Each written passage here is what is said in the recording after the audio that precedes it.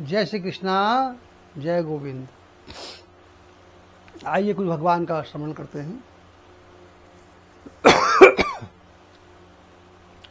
ओम भूर्भुवः स्वः तत्सवितुर्वरेण्यं भर्गो देवस्य धीमहि धियायो न प्रचोदयात्। ओम भूर्भुवः स्वः तत्सवितुर्वरेण्यं भर्गो देवस्य धीमहि धियायो न प्रचोदयात्। ओम भूर्भुवः स्वः तत्सवितुर्वरेण्यं भर्गो देवस्य धीमहि धियायो न प्रचोदयात्। प्रेम से बोलेंगे। ओम भूर्भुवः स्वः तत्सवितुर्वरेण्यं भर्गो देवस्य धीमहि धियायो न प्रचोदयात्। ओम भूर्भुवः स्वः तत्सवितुर्वरेण्यं भर्गो देवस्य धीमहि धियायो न प्रचोदयात्। ओम भूर्भुवः स्वः तत्सवितुर्वरेण्यं भर्गो देवस्य धीमहि धियायो न प्रचोदयात्। ओम भूर्भुवः स्वः तत्सवितुर्वरेण्यं भर्गो देवस्य धीमहि धियायो न प्रचोदयात्। ओम भूर्भुवः स्वः तत्सवितुर्वरेण्यं भर्गो देवस्य धीमहि धियायो न प्रचोदयात्। ओम भूर्भुवः स्वः तत्सवितुर्वरेण्यं भर्गो देवस्य धीमहि धियायो न प्रचोदयात्। ओम भूर्भुवः स्वः तत्सवितुर्वरेण्यं भर्गो देवस्य धीमहि धियायो न प्रचोदयात्।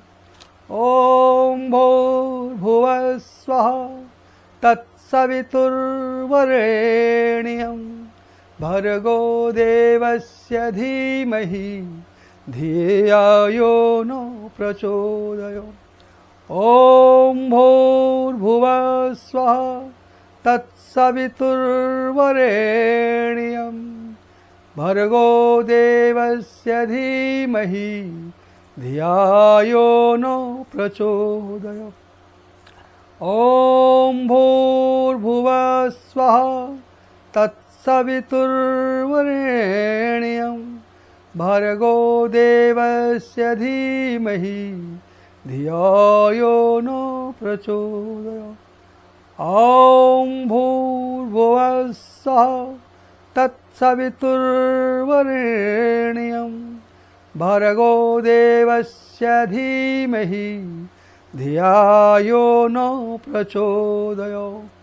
ओम भूर्भुवः स्वः तत्सवितुर्वरेण्यं भर्गो देवस्य धीमहि धियायो न प्रचोदयात्।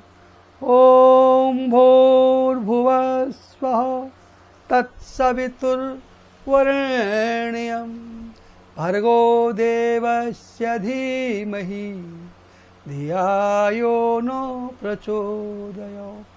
ओम भूर्भुवः स्वः तत्सवितुर्वरेण्यं भर्गो देवस्य धीमहि धियायो न प्रचोदयात्। ओम भूर्भुवः स्वः तत्सवितुर्वरेण्यं भर्गो देवस्य धीमहि धियायो नो प्रचोदयात्। ॐ भूर्भुवः स्वः तत्सवितुर्वरेण्यं भर्गो देवस्य धीमहि धियायो नो प्रचोदयात्। ॐ भूर्भुवः स्वः तत्सवितुर्वरेण्यं भर्गो देवस्य धीमहि धियायो नो प्रचोदयात्। मातृशक्ति पितरों के विशेष निमित्त, पितृभक्तों पितरों के निमित्त विशेष आपकी श्रद्धा से आज मैं आपको गरुड़ पुराण का द्वितीय अध्याय के बारे में बता रहा हूँ। जैसे हमने पहले अध्याय में बताया था कि आदमी मृत्यु के बाद अपने परिवारजनों को देखता है, मृत्यु शरीर को देखता है, फिर उसके हम पारक क्रियाएं करते हैं। पारक क्रिया करने के बाद हम 13वें दिन कहते हैं उसको उस आत्मा को 13वें दिन हम फिर उसके धाम को, स्वर्गलोक को पहुंचा देते हैं। तो कहते हैं 13 दिन तक वो आत्मा इसी पृथ्वी में रहती है और 14वें दिन वहाँ से प्रस्थान करके सर्वप्रथम कहते हो हंसिक पवन की ओर जाते हैं। मृत्युलोक से यमपुरी तक जाने के लिए 16 भवन हैं जहाँ से प्रेत को गुजरना पड़ता है। पहला भवन कहते हैं असित पात्र भवन है, जहाँ पर कौवे, गिद्ध, डांस, क्रोंच, व्याघ्र और अनेक जहरीले जीव जंतु रहते हैं। और कहीं पर नुकीले पर्वत हैं, सुई के समान जहाँ पत्थर हैं, कांटेदार पेड़ हैं, ऐसे पत्ते जो कि शरीर को काट दे, तीक्ष्ण पत्ते हैं।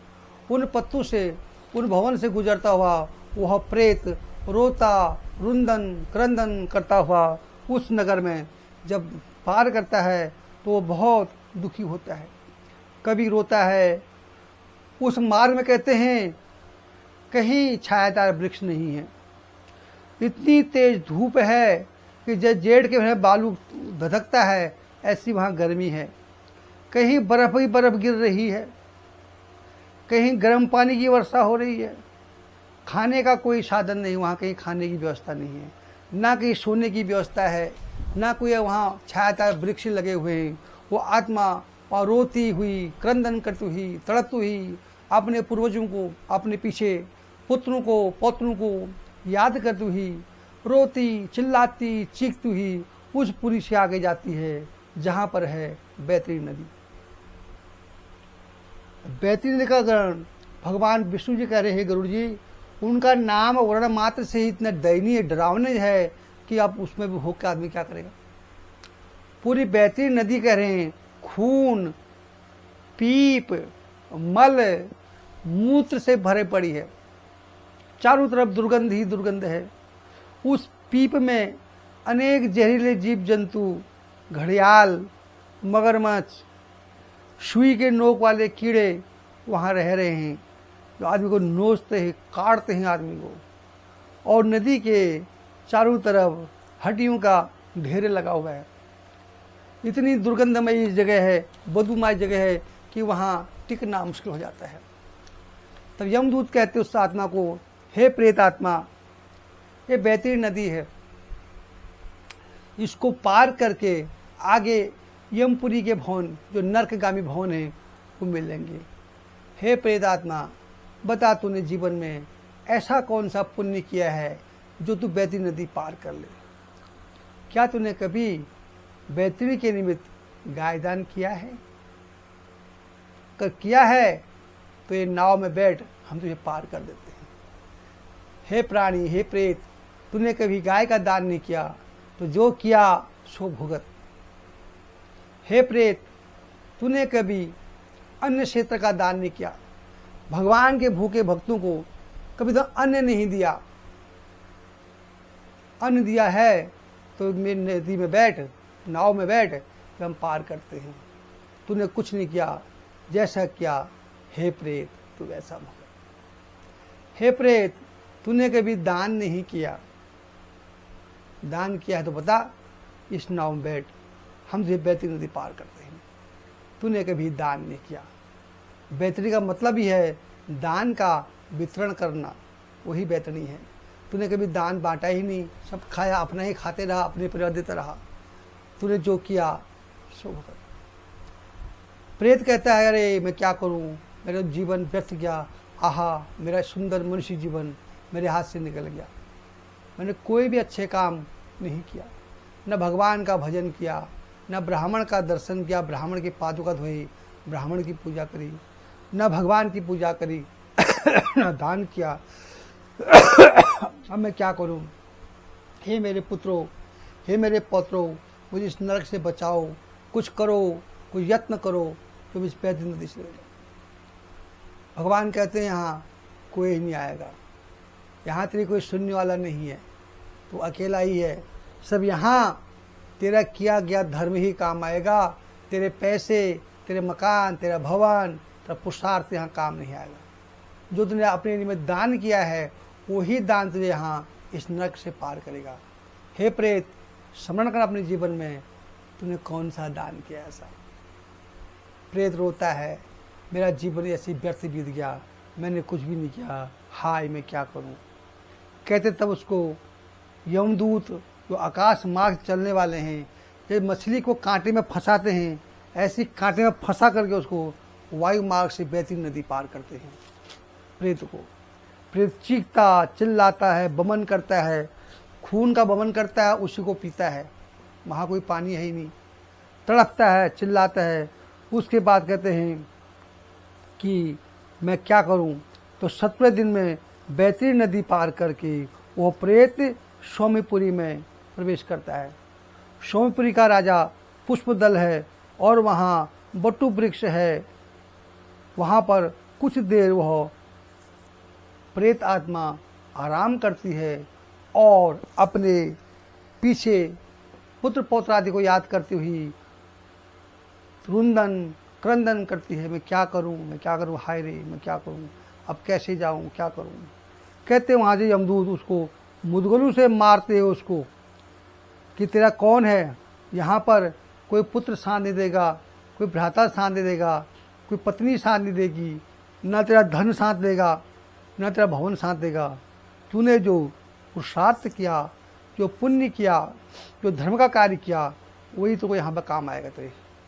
वहाँ से उसे फिर मार करके हो, अगर उसके पुत्रों ने कहीं उसको मासिक पिंडदान दिया है तो उसको ग्रहण करके वो जल पी करके कुछ देर वो शांत रहता है और फिर